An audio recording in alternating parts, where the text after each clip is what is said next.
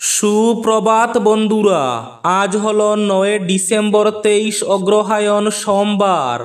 আজকের সকালের বিশেষ বিশেষ খবরগুলি হলো: অবশেষে উঠে গেল ব্লক, আজ থেকে শিলচর গৌহাটি প্যাসেঞ্জার ট্রেন শুরু। বিস্তারিত থাকবে প্রতিবেদনে। উদারবন্দ গুসাইপুর মহাসড়কে ভয়ঙ্কর সড়ক দুর্ঘটনা, গুরুতর জখম 3 জন। আগামী 14 ডিসেম্বর শ্রীভূমি অর্থাৎ করিমগঞ্জে আসতে পারেন মুখ্যমন্ত্রী হিমন্ত বিশ্ব শর্মা। রাজ্যের সকল গোপালকদের দেওয়া হবে এক বিশেষ গো প্রজনন টিকা। এই টিকা গরুকে দেওয়ার পর জন্ম হবে কেবল গাই গরুর। ঘোষণা মুখ্যমন্ত্রীর। অপেক্ষা করতে হবে। কমলাক্ষ প্রসঙ্গে বার্তা মুখ্যমন্ত্রী হিমন্তের। খুব শীঘ্রই গেরুয়া বসন পরা হচ্ছে না কমলাক্ষদের পুরকায়স্থের। এখন অন্য কোনো দলের কোনো বিধায়ককে বিজেপিতে নয়। ঘোষণা মুখ্যমন্ত্রী ডক্টর হিমন্ত বিশ্ব শর্মার। শিলচর হাতিসরায় দুষ্কৃতী দলের খপ্পরে পড়ে মোটা অঙ্কের টাকা খোয়ালেন ব্যবসায়ী। মাস দিন পরও নেই দরপাকড়। ফেব্রুয়ারির মধ্যে চন্দ্রনাথপুর লঙ্কা ব্রডগেজ সমীক্ষা। বাজারে বিক্রি হচ্ছে না গরু, মাথায় হাত কৃষকদের। গোমাংস নিষিদ্ধ করায় হাহাকার গোপালকদের। মুখ্যমন্ত্রীকে বার্তা।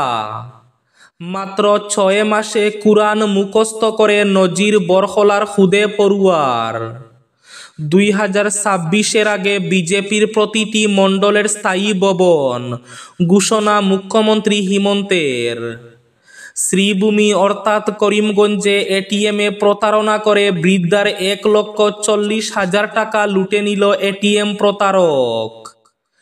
বিধানসভা কমিটির বরাক সফরে আবার অন্তর্ভুক্ত হাইলাকান্দির বিধায়ক জাকির হোসেন লস্কর। মসজিদকে মন্দির বলে দাবি করার প্রবণতা বিপজ্জনক। প্রধান বিচারপতিকে চিঠি মৌলানা বদরুদ্দিন আজমলের। কাটিগড়ায় 2 যুবতী সহ আটক 3 বাংলাদেশি নাগরিক। এবং থাকবে আজকের বরাক উপত্যকার 3 জেলার আবহাওয়ার খবর।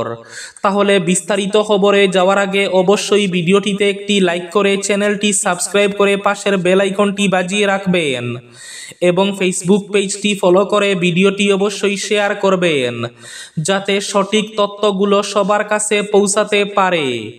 এবার শুনুন আজকের খবরগুলির বিস্তারিত। প্রথম খবর, আজ থেকে শিলচর গৌহাটি প্যাসেঞ্জার ট্রেন। অবশেষে রবিবার থেকে উঠে গেছে লামডিং বদরপুরের মধ্যে মুপা দিয়াকু সেকশনে বলবৎ থাকা 8 দিনের মেগা ব্লক। ফলে আজ সোমবার থেকে স্বাভাবিক হচ্ছে শিলচর গৌহাটি প্যাসেঞ্জার ট্রেনের পরিষেবা। রবিবার শিলচরের স্টেশন সুপার বিক্রমজিৎ নাথ মুঠোফোনে জানান, সোমবার সকাল 7টায় শিলচর থেকে গৌহাটির উদ্দেশ্যে যাত্রা করবে 1566 ফার্স্ট প্যাসেঞ্জার। তেমনি 1565 গৌহাটি শিলচর এক্সপ্রেসও গৌহাটি থেকে ছাড়বে রাত 12টা 5 মিনিটে। উদারবন্দ গুসাইপুরে মহাসড়কে ভয়ঙ্কর সড়ক দুর্ঘটনা, গুরুতর জখম 3 জন। গুসাইপুরে মহাসড়কে দুর্ঘটনায় গুরুতর আহত হলেন 3 জন। আহতরা হলেন শিলচর তারাপুর শিববাড়ি রোডের বাসিন্দা অনু ভট্টাচার্যের ছেলে ওমান ভট্টাচার্য, একই জায়গার বাসিন্দা অজয় দাসের ছেলে নিতু দাস, রংপুর আরকাটিপুরের বাসিন্দা প্রয়াত আব্দুল শেখ মজুমদারের ছেলে ফারুক আহমেদ মজুমদার।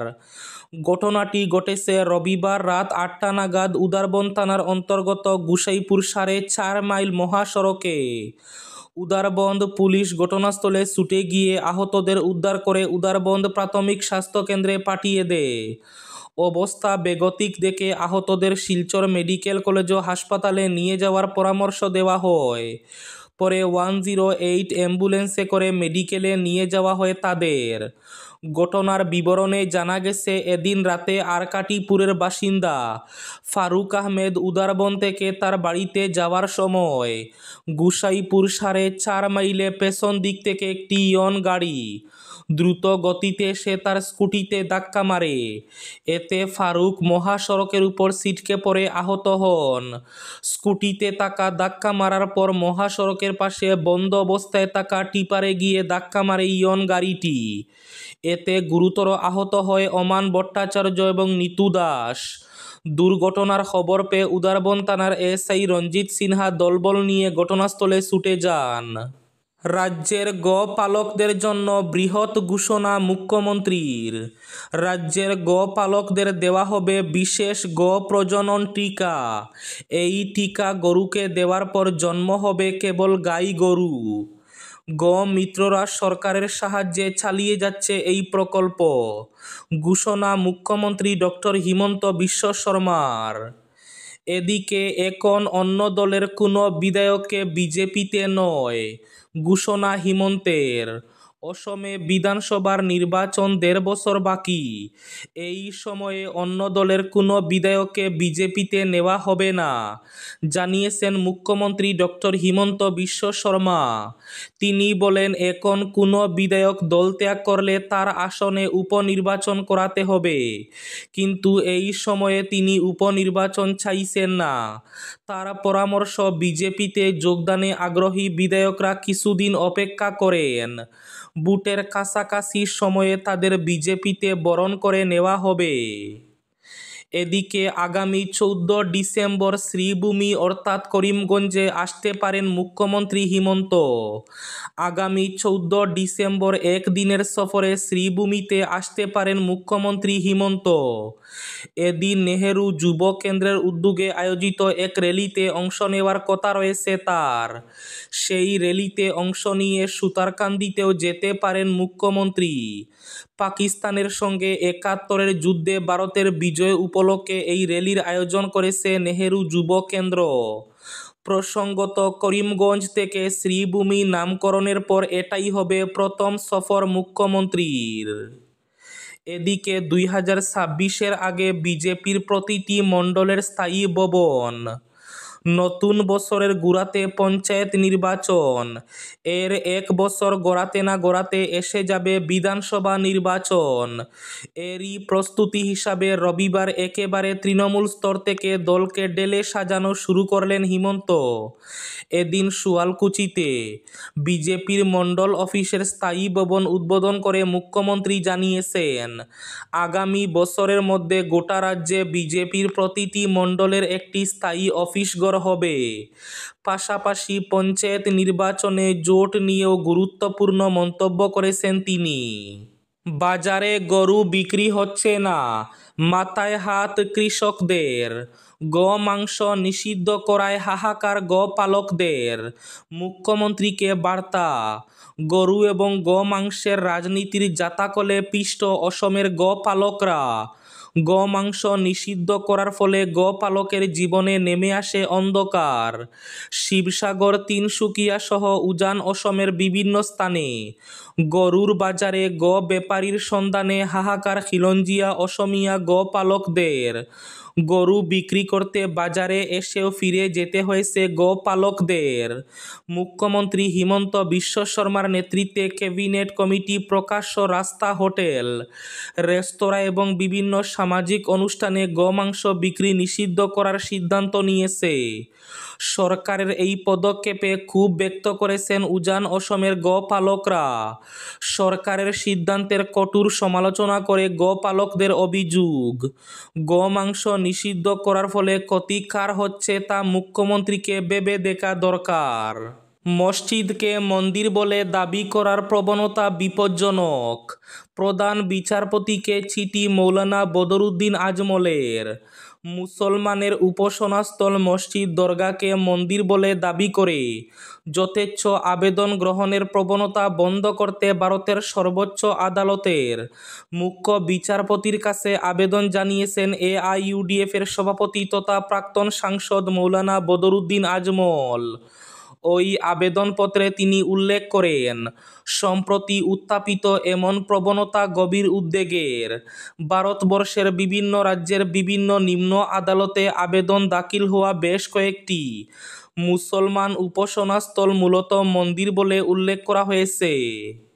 বৃদ্ধার 1,40,000 টাকা লুটে নিল এটিএমের প্রতারক। এটিএমে ঘুরে বেড়ায় প্রতারক। আপনার সরলতার সুযোগ নিয়ে হাতিয়ে নিতে পারে অ্যাকাউন্টের সব টাকা। এ ধরনের এটিএম প্রতারকের জালে পড়ে অ্যাকাউন্টের যাবতীয় টাকা খোয়া গেল এক মহিলার নাম ঝর্ণা রানী নাথ। এ নিয়ে শ্রীভূমি সদর থানায় মামলা দায়ের করেন মহিলা। ষাটোর্ধ্ব এক মহিলা এটিএমে টাকা তুলতে যান। শ্রীভূমির সন্তর বাজারের পাশে থাকা একটি এটিএম থেকে টাকা তোলার চেষ্টা করেন, কিন্তু যখন টাকা তুলতে পারছিলেন না সে সময় সহায়তার হাত বাড়িয়ে দেয় এক যুবক। মুহূর্তের মধ্যে এটিএম কার্ড পরিবর্তন করে ফেলে তা বুঝতেই পারেননি ঝর্ণা দেবী। পরবর্তীতে এটিএম কার্ড প্রতারণা চক্রটি শহরের বেশ কয়েকটি জায়গা সহ স্টেট ব্যাংক বাস স্ট্যান্ড এলাকায় এটিএম সহ চরগুলা থেকে টাকা তুলে নেয়। শিলচর পেট্রোল পাম্পেও টাকা দিয়েছে। সেই সঙ্গে জনৈক মঞ্জুর আহমেদকে টাকা দেওয়ার পাশাপাশি নাগাল্যান্ড থেকে টাকা তোলার তথ্য সংগ্রহ করেছেন মহিলা। যেসব ব্যাংকে থেকে যাদের অ্যাকাউন্টে টাকা তোলা হয়েছে তার বিস্তারিত কাগজ সংগ্রহ করেছেন ঝর্ণা রানী। প্রতারণা চক্রটি এভাবে প্রায় 1,40,000 টাকা ব্যাংক থেকে তুলে নিয়ে গেছে বলে অভিযোগ করেন। মাত্র 6 মাসে পবিত্র কুরআন মুখস্থ করে তাক লাগালো বরখলার শিমুলতলার খুদে পড়ুয়া। তার এই কর্মকাণ্ডে অভিনন্দন জানিয়েছে বিভিন্ন মহল। মাত্র 6 মাসে সম্পূর্ণ কুরআন কণ্ঠস্থ করে নজির সৃষ্টি করল বরখলা বাঙ্গারপাড় চতুর্থ খণ্ড শিমুলতলার খুদে পড়ুয়া হাফিজ হুজাইফা আহমেদ মজুমদার। মাছ বিক্রি করে ঘরে ফেরার পথে দুষ্কৃতী দলের খপ্পরে পড়ে মোটা অঙ্কের টাকা খোয়ালেও আজ পর্যন্ত পুলিশ কোনো পদক্ষেপ করেনি। এ নিয়ে ক্ষোভ ব্যক্ত করেন ব্যবসায়ী। শনিবার হাতিছড়া জিপির গড়ের বন্ধ গুটিবাড়ি এলাকার ব্যবসায়ী বিনয় কৃষ্ণ জানান, গত 26 অক্টোবর শনিবার আনুমানিক 10:40 লেবুর বন্ধ বাজার থেকে মাছ বিক্রি করে ঘরে ফেরার পথে বেশ কিছু সংখ্যক দুষ্কৃতীরা তাকে গলায় ধারালো দা ধরে ভয় দেখিয়ে মাছ বিক্রির সংগ্রহ করা 52,600 টাকা ছিনতাই করে নিয়ে যায়। সেদিন মাছ বিক্রেতা বিনয় কৃষ্ণ চৌধুরী ঘরে পৌঁছে বাড়ির সবাইকে জানান এবং ঘটনাটি শুনে রাত আনুমানিক 1টা নাগাদ মালুগ্রাম থানায় গিয়ে একটি এজাহার দায়ের করেন। তিনি বলেন, পরিতাপের বিষয় আজ অবধি চিহ্নিত করা দুষ্কৃতীদের ধরতে সক্ষম হচ্ছে না মালুগ্রাম থানা। দুষ্কৃতীরা বহাল তবিয়তে ঘুরে বেড়াচ্ছেন গ্রামে। কাটিগড়ায় 2 যুবতী সহ আটক 3 বাংলাদেশি নাগরিক। বেশ কিছুদিন থেকে বাংলাদেশে চলছে রাজনৈতিক অচলাবস্থা। দেশের সংখ্যালঘুদের উপর আক্রমণ সহ মন্দিরে হামলার ঘটনাও সংঘটিত হচ্ছে। এমন অস্থির পরিবেশের মধ্যে অবৈধভাবে ভারতে প্রবেশ করা 3 বাংলাদেশি নাগরিককে আটক করা হয়। রবিবার ভোরে কাটিগড়া পুলিশের টহলদারি দল তাদের আটক করে। 3 বাংলাদেশি নাগরিকদের মধ্যে 2 জন যুবতী এবং 1 যুবক রয়েছেন বলে জানা গেছে। প্রাপ্ত খবর মতে এদিন ভোরে কাটিগড়া পুলিশের টহলদারি দল সন্দেহবশত একটি এল্টো গাড়িতে তল্লাশি চালালে 2 যুবতী সহ 3 জন বাংলাদেশি নাগরিককে আটক করতে সক্ষম হয়। তাদের সঙ্গে থাকা কাছাড়ের কালাইনের আরও 2 জনকে আটক করা হয়।